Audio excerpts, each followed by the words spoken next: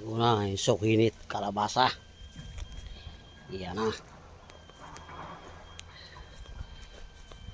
Pertensa na. Yan. Sukini. Kalabasa. Gumawag na siya. Yan. Okay.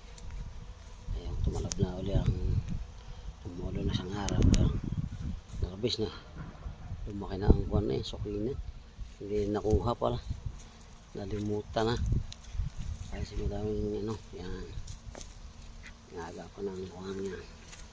Kalabasa. Nandun. Lalago siya. Ganda na ulit tingnan. Dahil sila yung nalago na yan. Okay. Thank you for watching. Yan.